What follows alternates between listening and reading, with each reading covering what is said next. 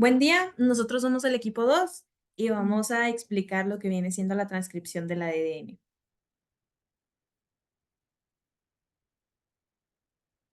Dentro de este tema vamos a abarcar diferentes ramas y vamos a hablar acerca sobre las generalidades de la transcripción, los tipos de ARN que conforman parte de este proceso, su estructura genética, la síntesis del ARN, las reacciones para el procesamiento del ARN y su aplicación clínica.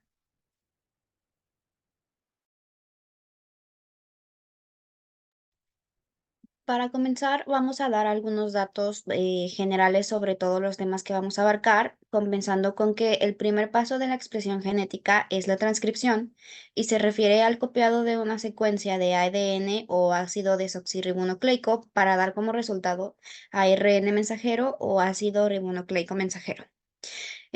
Los genes se consideran expresados cuando la información del ADN se convierte en proteínas.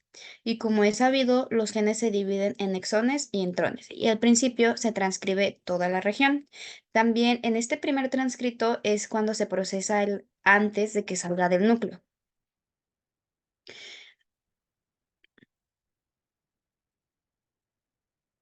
Ahora vamos a hablar de los tipos de ARN. El primero es el ARN ribosómico, que constituye cerca del 80% del ARN total de la célula y se asocia con proteínas para constituir los ribosomas. Los ribosomas tienen un papel fundamental, dado que tienen actividad peptidiltransferasa, que es la misma que cataliza a las ribosinas. Por otra parte, el ADN de transferencia es el más pequeño y también importante por la capacidad que tiene para aportar el aminoácido apropiado y proveer la información de los nucleótidos para que se puedan traducir mediante su anticodón. El ARN mensajero es el que lleva la información genética del ADN hacia el citosol y constituye alrededor del 5%. También es el más heterogéneo en cuanto a su tamaño y lleva la información para distintas proteínas. Y por último, el microARN es de una sola cadena entre 21 a 23 nucleótidos y se transcribe, pero no se traduce, y participa en la regulación por su capacidad para unirse al ARN mensajero y generar una regulación negativa.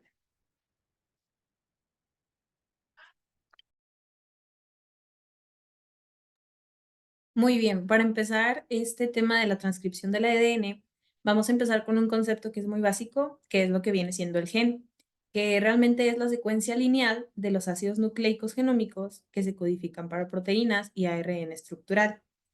Los genes eucarióticos están formados por exones, intrones, que son los que no codifican, y secuencias de consenso no codificadoras. Y luego tenemos a las regiones no codificadoras en el extremo de 5' a 3'.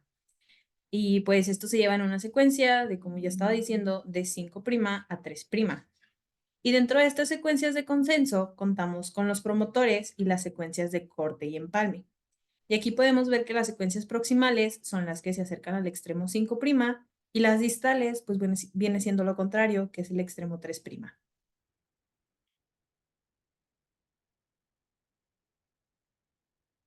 Ahora hablando de las secuencias de consenso, esto se trata realmente sobre una conservación evolutiva. Estos actúan como marcadores de reconocimiento y se definen en sitios de reconocimiento del potencial en el ADN. Y a ellas se le unen factores de transcripción proteicos que se reconocen en una secuencia específica.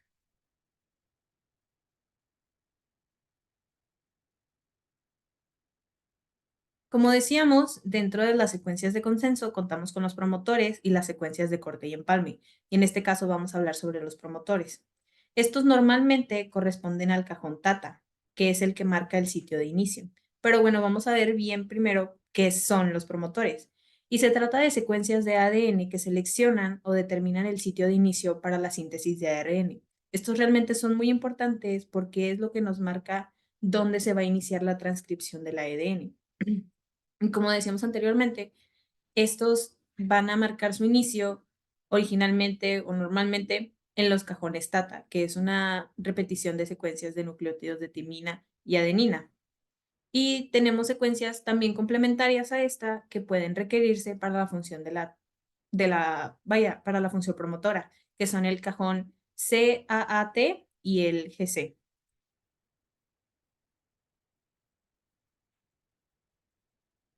Y estas mismas secuencias son las que nos facilitan la unión de la ARN polimerasa del tipo 2. En este caso, aquí en esta imagen, podemos ver cómo el promotor se fija en el cajón TATA para así poder dar inicio a la transcripción.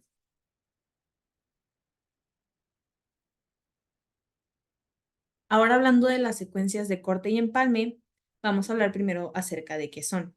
Y estos realmente se tratan de secuencias de consenso ubicadas en los extremos 5' y 3' de los intrones. Como decíamos anteriormente, los intrones no codifican, ¿verdad? Estos se caracterizan por tener su inicio en los nucleótidos guanina y uracilo y se finalizan en adenina y guanina, ¿verdad? Y esto es esencial para eliminar los intrones del transcrito primario. Y realmente aquí vamos a hablar sobre cuáles son las partes buenas, ¿verdad? Y aquí podemos contar con los trozos de ARN que no se cortan, que son los exones, porque ya decíamos que los intrones no codifican. La siguiente imagen, por favor.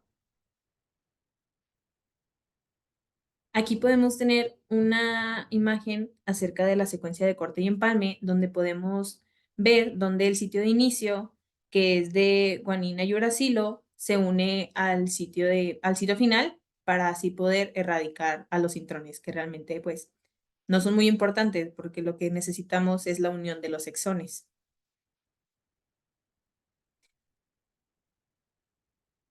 Bueno, anteriormente hablando del sitio de corte y empalme, tenemos lo que viene siendo el spliceosoma, que es el que une los exones para formar el ARN mensajero maduro y que es el que al final se manda al núcleo. Ahora hablando del splicing, vamos a hablar acerca de qué es. Y estas son partes específicas del pre-ARN mensajero, que son llamadas intrones, y son reconocidas y eliminadas por un complejo de proteína y ARN llamado spliceosoma. Este complejo es el que controla el empalme del ARN mensajero y está compuesto de partículas formadas tanto por ARN como por proteínas, ¿verdad? En el empalme del ARN, las partes específicas del pre-ARN, que pues son los intrones, pues son eliminadas, ¿verdad? Y los centrones realmente pueden verse como secuencias basura que deben de ser cortadas para poder ensamblar la versión de las partes buenas, que vienen siendo nuestros exones, dentro de la molécula del ARN, ¿verdad? Un punto que es clave aquí es que solamente los exones de un gen son los que codifican para una proteína. Los intrones no solo no transportan información, y no contribuyen para una proteína, sino que también deben de eliminarse para que el ARN mensajero finalmente codifique para una proteína con la secuencia correcta. Y estos spliceosomas, pues realmente aquí tenemos a los ribonucleoproteína nuclear pequeña o los SNRPs, como realmente son conocidos, y estos son los que reconocen las secuencias conservadas dentro de los intrones y se unen rápidamente a estas secuencias una vez que se produce el pre-ARN mensajero e inician el empalme. Y aquí podemos agregar que si el spliceosoma no logra eliminar un intrón, se va a producir un ARN como ARN mensajero como basura adicional y se producirá una proteína incorrecta durante la traducción. Y aquí pues podemos ver cómo el spliceosoma va cortando los intrones para poder para que se junten los exones.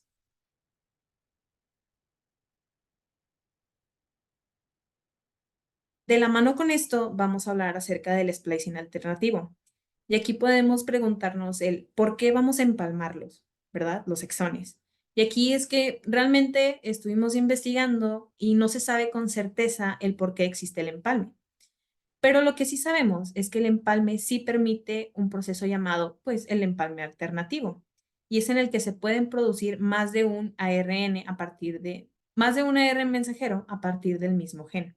Y esto es a través del empalme alternativo, ya sean las células eucariotas u otras. Y así podemos codificar furtivamente más proteínas diferentes que genes que tenemos en nuestro ADN.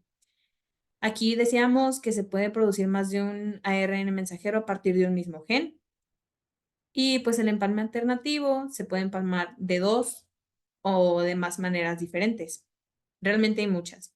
En este empalme alternativo, pues por ejemplo, en el siguiente diagrama, la siguiente imagen que vamos a ver aquí, en este diagrama, el mismo pre-ARN mensajero se puede empalmar de tres maneras diferentes, dependiendo de qué exones se conserven. Y esto da como resultado tres ARN mensajeros maduros que son diferentes, y cada uno de los cuales se traduce en una proteína con una estructura y función diferente.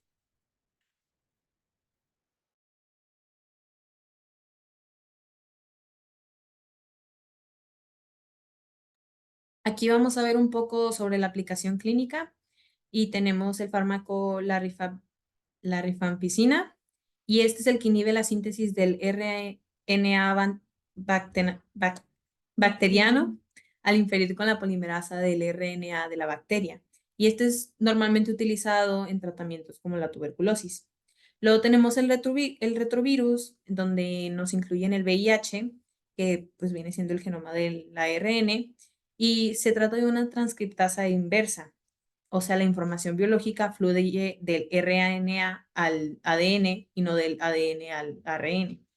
Luego tenemos la sidobudina y la didexo- didesoxizonina, y estas son las que inhiben la transcriptasa inversa del VIH y son fármacos antivirales, los cuales inducen la terminación de la cadena.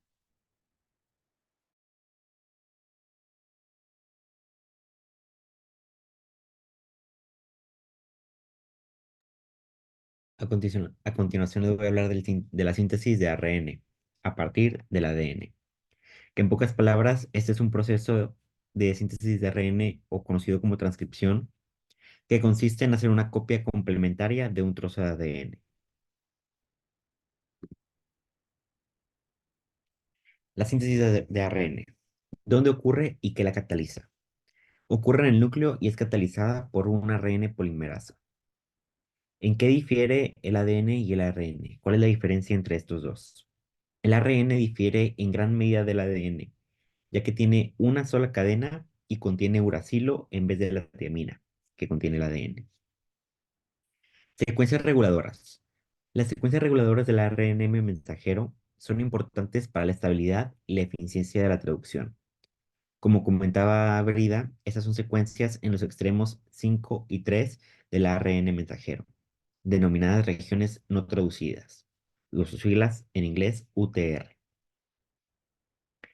Los genes codificadores de proteínas sintetizan ARN mensajero para contar con un intermediario que viaje al citosol para la síntesis de proteínas.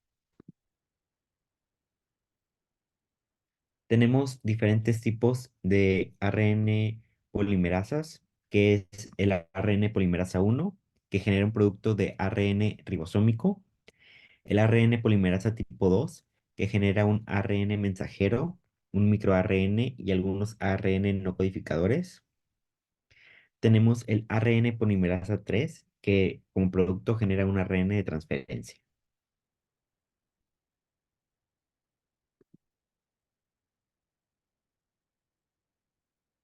¿Cómo sucede el proceso? Todo sucede a partir de un ARN polimerasa, que dependiendo de cuál ARN polimerasa, ya vimos que tenemos varios tipos, habrá una reacción que catalizará la síntesis de ARN mensajero. Después, varias proteínas se unen al gen que va a transcribirse. Eso quiere decir que la reacción que cataliza a la ARN polimerasa requiere de la formación de un complejo grande de proteínas sobre el sitio de inicio del gen. Después pasamos a las regiones reguladoras, que la región codificadora contiene la secuencia de ADN que va a transcribirse en el ARN mensajero, que por último se introduce para obtener una proteína. La región reguladora consiste en dos clases de secuencias. Una asegura la expresión basal y la otra la expresión regulada. Después pasamos a la formación del complejo de transcripción basal. La transcripción basal requiere, además de la ARN polimerasa, varios factores de transcripción denominados A, B, D, E, F y H. La unión TBP al cajón TATA en el canal menor genera una flexión en la hélice del ADN. Posteriormente, la síntesis de ARN monocatenario a partir de ARN bicatenario.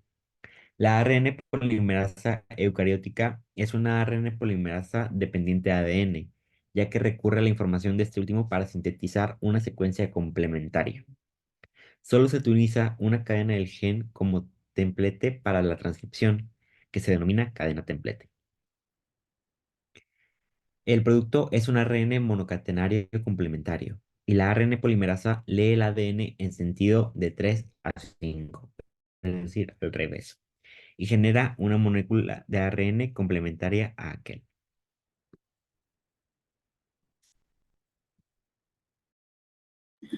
Bueno, yo voy a hablar de las reacciones para procesamiento del ARN. Bueno, pues la transcripción genética dará origen a un ARN que se va a detectar en el citoplasma para la transducción. Y, y lo que va a pasar es que los segmentos de intrones se van a eliminar y los exones se unirán a sitios específicos que serán denominados secuencias donadoras y aceptoras para así poder formar el ARN mensajero para el procesamiento del ARN. Y luego está la adición de un casquete 5, que se refiere a añadir un cap al inicio del ARN. Y pues al extremo podemos ver la cola poli A, justo en el extremo 3'. Es una cola que presenta 250 adenina y la enzima que se encarga de unir todas estas adeninas, pues es la polimerasa. Y pues está en la eliminación de intrones, que son la región no codificante, y pues estos deben eliminarse por un proceso llamado maduración del ARN, y en este caso pues los intrones se escienden y los exones se empalman para dar origen a la ARN mensajero maduro.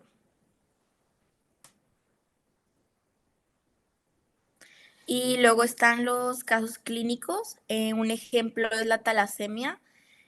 Bueno, las talasemias pues son anemias hereditarias en donde hay mutaciones que afectan la síntesis de las cadenas alfa o beta de la globina, lo que va a provocar una disminución de la síntesis de hemoglobina y pues se va a ocasionar una anemia.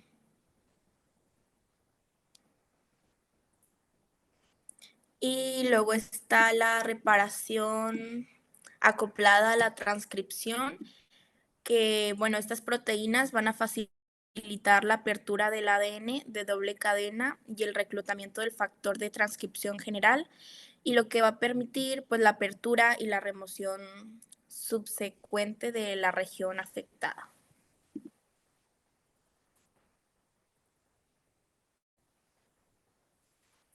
Y eso sería todo. Gracias.